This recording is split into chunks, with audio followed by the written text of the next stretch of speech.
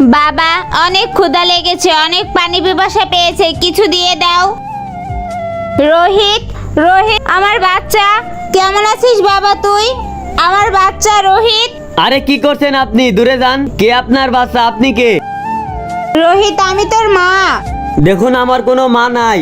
অনেক বছর আগে আমার মা মারা গেছে। এ কি রোহিত, আমি বেঁচে আছি, তুই আমাকে মৃত কেন বলছিস? বাবা রোহিত, বাবা আমি তোর মা রোহিত।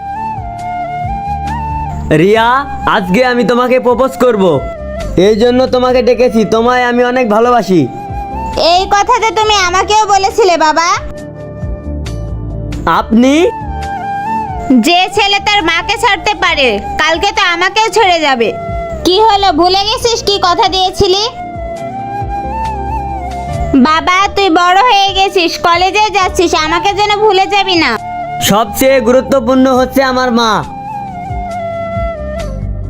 ছি, তুমি এত জঘন্য হতে পারো, এটা আমি কল্পনাও করিনি।